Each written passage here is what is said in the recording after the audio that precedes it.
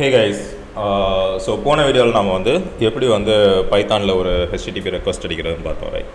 So இந்த வீடியோவில் நாம் வந்து பைத்தானில் இருக்கக்கூடிய மெத்தட்ஸ் பற்றி பார்க்க போகிறோம். ஓகே, ஸோ பைத்தானில் இல்லை, ஏபிஐயோட மெத்தட்ஸ் பேசிக்காக. அண்ட் அந்த மெத்தட்ஸ் எல்லாம் எப்படி பைத்தானில் யூஸ் பண்ணுறது அப்படிங்கிறத நம்ம அப்கமிங் வீடியோஸில் பார்ப்போம், ரைட்டா? ஸோ இன்றைக்கி வந்து இந்த மெத்தட்ஸ்னால் என்ன, மெத்தட்ஸோட சிக்னிஃபிகன்ஸ் என்ன, ஓகே, அது கண்டிப்பாக தெரியும். நாம் சொல்லலாம் இந்த இடத்துல வந்து மெத்தட் இருக்குது, கெட் ரெக்வஸ்ட், போஸ்ட் ரெக்வஸ்ட், இதெல்லாம் மெத்தட்ஸ் இருக்குது. ஆனால் எதுக்கு இதை கொடுக்கணும்? ஓகே, ஸோ கொடுக்கறது தான் என்ன ஆகும் அப்படின்றதே நான் காட்டுறேன், ஏன் நம்ம கொடுக்குறோம் அப்படின்றதே நான் சொல்கிறேன். ஓகே, ஸோ மெத்தட்ஸை பொறுத்த வரைக்கும் நார்மலாக இது எல்லாமே வந்து HTTP மெத்தட்ஸ் அப்படின்னு சொல்லுவாங்க, hyper text transfer protocol methods, ரைட்டா? ஸோ இதை வந்து ஏபிஐயில் வந்து நாம் வந்து யூஸ் பண்ணோம். ஸோ ரெஸ்ட் ஏபிஐ பொறுத்த வரைக்கும் அவங்க வந்து ஒரு ஆர்கிடெக்சரல் கைட்லைன்ஸ் கொடுப்பாங்க இல்லையா? ஸோ இந்த ஒவ்வொரு மெத்தடையும் ஒவ்வொரு டைப் ஆஃப் ஆப்ரேஷனுக்கு யூஸ் பண்ணுங்க அப்படின்னு சொல்லி ஒரு ஆர்கிடெக்சரல் கைட்லைன்ஸ் கொடுத்துருக்காங்க. ஸோ அதாவது நாமளாக CRUD ஆப்ரேஷன் அப்படின்னு சொல்லுவோம். Okay, so to say give me 1 second, நான் ப்ரௌசர் ஓப்பன் பண்ணிக்கிறேன். Okay, so CRUD operation. Okay, CRUD அப்படிங்கிறது create, read, update and delete. Okay, so CRUD stands for create, read, update and delete. நீங்கள் உங்கள் டேட்டாபேஸில் ஒரு record create பண்ணுறீங்க, இல்லை create பண்ண ரெக்கார்டை நீங்கள் வந்து ரீட் பண்ணுறீங்க, இல்லை எக்ஸிஸ்டிங் ரெக்கார்டை ஒன்று வந்து நீங்கள் அப்டேட் பண்ணுறீங்க, இல்லை டெலீட் பண்ணுறீங்க அப்படின்னா அதுக்காக நீங்கள் வந்து ஒரு சில queries எழுதுவீங்க, ரைட்டா? ஸோ இதான் நம்ம CRUD ஆப்ரேஷன் அப்படின்னு சொல்லுவோம். ரெஸ்ட் ஏபிஐயில் என்ன சொல்கிறாங்க அப்படின்னா, இந்த மாதிரி ஒவ்வொரு இதுக்கும் ஒரு மெத்தட் வச்சுக்கோங்க அப்படின்னு சொல்கிறாங்க. ஸோ இப்போ போஸ்ட்மேனில் நான் காமிச்சேன் அப்படின்னா பாருங்கள், கெட் மெத்தட். ஸோ இந்த கெட் மெத்தட் அப்படிங்கிறது ரீடுக்கு, அதாவது உங்கள் சர்வரில் ஒரு டேட்டா இருக்குது, அந்த டேட்டாவை ஆஸ் அ யூஸர் நீங்கள் கெட் பண்ணி ரீட் பண்ணுறீங்க. ஓகே, ஸோ அந்த மாதிரி வச்சுக்கோங்க, get, you are getting the data from server, ரைட்டா? அடுத்தது கிரியேட், இதுக்கு வந்து போஸ்ட், அதாவது உங்கள்கிட்ட ஒரு டேட்டா இருக்குது, you are posting that data to the server. அதுக்கு என்ன பண்ணுவீங்க? போஸ்ட், இந்த மெத்தடை யூஸ் பண்ணுங்கள், ரைட்டா? அண்ட் அதுக்கப்புறமா வந்து அப்டேட், அதாவது எக்ஸிஸ்டிங்காக உள்ள ஒரு டேட்டா செட் இருக்குது, அந்த டேட்டாவை நீங்கள் அப்டேட் பண்ண போகிறீங்க. அதுக்கு நீங்கள் என்ன பண்ணுவீங்க? பேட்ச் மெத்தட் இல்லை புட் மெத்தட் யூஸ் பண்ணுவீங்க, ரைட்டா? புட் பேட்ச், ரைட்டா?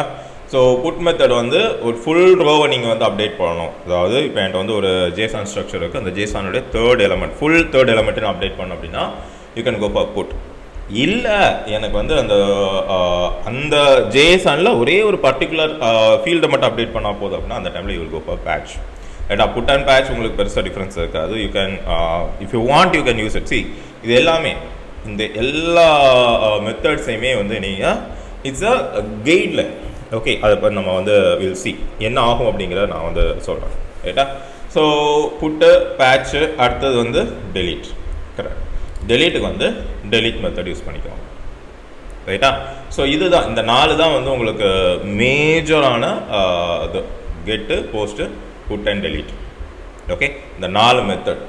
ஸோ இப்போ பைத்தானில் நம்ம பார்க்கலாம் இந்த மெத்தட்ஸ் என்ன, மெத்தட்ஸ் எப்படி ஒர்க் ஆகுது. ஓகே, ஏபிஐயில் மெத்தட்ஸ் மாறினா என்ன வருது அப்படின்றத பார்த்துட்டு மெத்தட் நம்ம கரெக்டாக டிஃபைன் பண்ணலன்னா என்ன நடக்கும் அப்படிங்கிறத நம்ம பார்த்துக்கலாம், சரியா? ஃபார் எக்ஸாம்பிள்,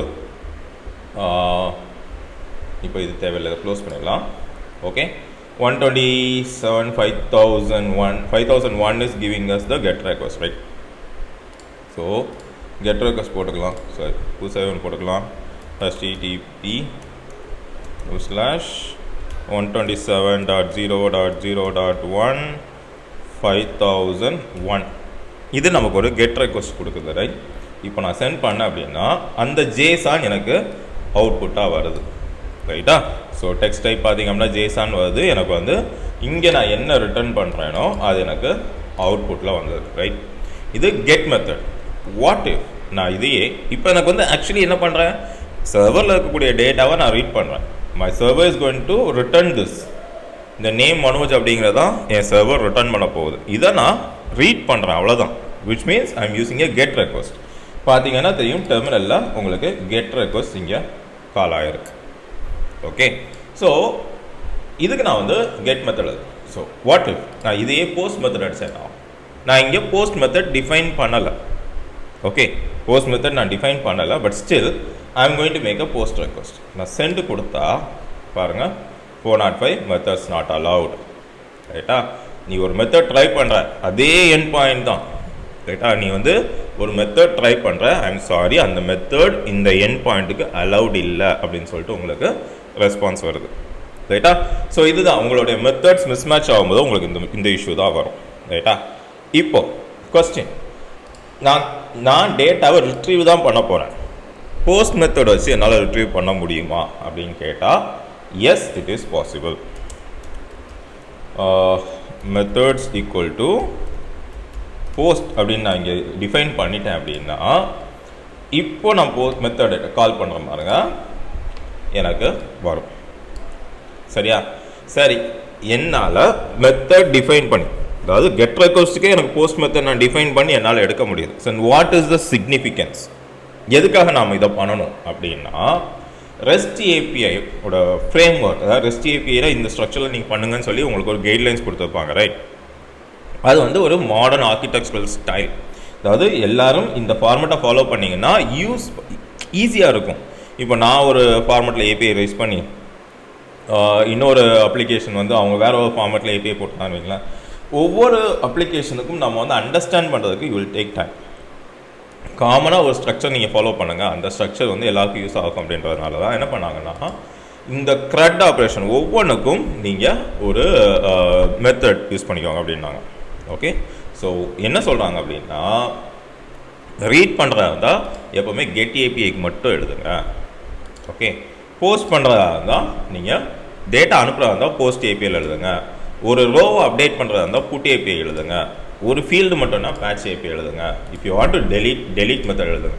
ஸோ தட் அந்த யூஸருக்கு அவங்க அந்த ஏபிஐயில் என்ன பண்ண போகிறாங்க அப்படிங்கிறது அந்த ஏபிஐ கால் அடிக்கும்போது தெரியும். ஓகே, லெட்டஸ் நான் போஸ்ட் மெத்தடில் கெட்டு கொடுக்குறேன். ரைட்டா? யூஸரை பொறுத்த வரைக்கும் இது வந்து இப்போ இந்த மெத்தடே இல்லை அப்படின்னா இது ஒரு எண்ட் பாயிண்ட். இந்த எண்ட் பாயிண்டில் நான் என்ன எழுதி வச்சுருக்கேன்றது அவங்க என்ன டாஸ்க் பண்ண போகிறாங்கன்னு தெரியாது.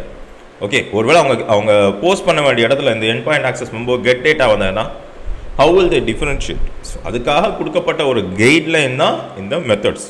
ரைட்டா? உங்களால் மோர் தென் ஒன் மெத்தடையும் உங்களால் டிஃபைன் பண்ண முடியும். Comma get.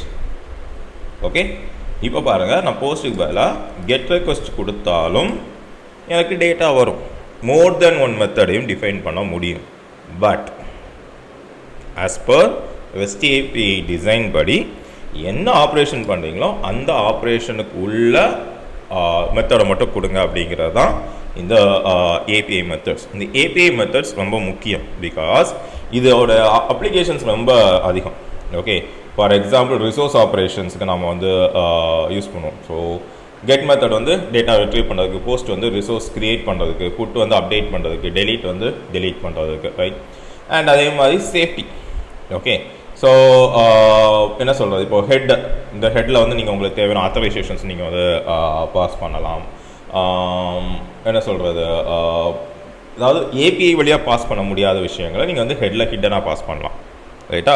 Access control. So let us சே என்கிட்ட ஒரு ரிசோர்ஸ் இருக்குது, அந்த ரிசோர்ஸ்க்கு ஒரு கிளைண்ட் வந்து ஏதோ ஒரு டாஸ்க் பண்ண வருது அப்படின்னா இந்த மெத்தடை வச்சு I can define whether this particular client is authorised to do this or not.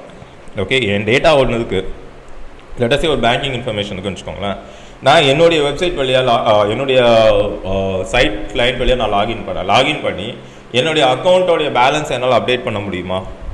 முடியாது. Even if I am making a post request, the server will check, okay இந்த கிளைண்ட்டு இந்த போஸ்ட் ரெக்வஸ்ட் அடிக்கிறதுக்கு தே ஆர் நாட் அலவுட், இப்போ பண்ணாத அப்படின்னு சொல்லி அந்த கிளைண்ட்டை stop பண்ணிடும். ரைட்? ஸோ இதெல்லாம் வந்து உங்களுக்கு என்ன சொல்கிறது, இந்த மெத்தட்ஸோடைய இது. ஓகே, செக்யூரிட்டி ஆக்சஸ் கண்ட்ரோலுக்கு கேஷ், இப்போ கெட் ரெக்வஸ்ட்லாம் சில டைம் வந்து கேஷ் பண்ணிக்கும்.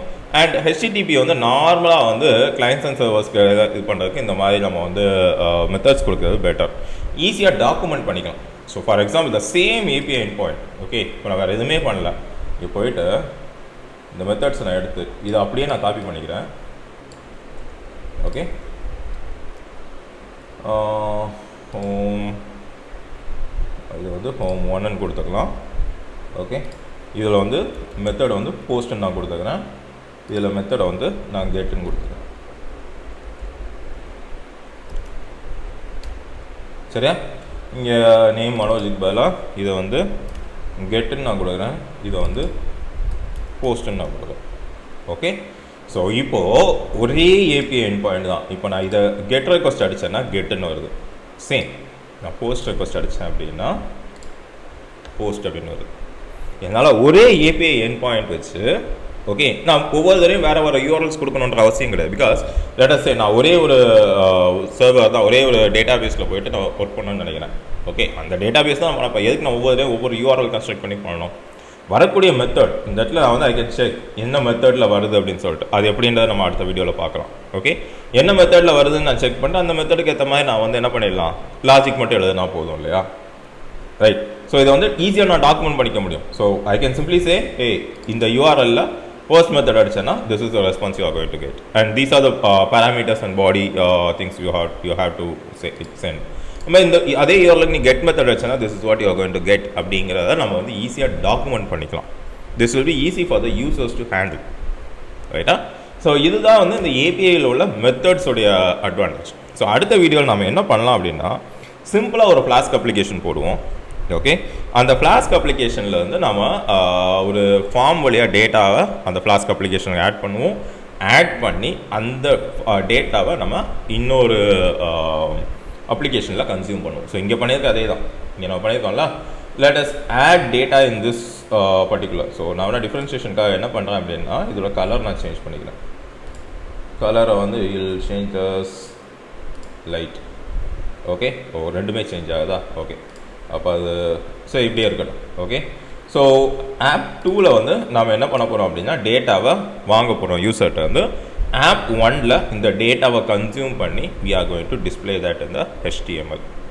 சரியா, அது எப்படி பண்ணுறது அப்படிங்கிறத அடுத்த வீடியோவில் பார்க்கலாம். தேங்க்யூ.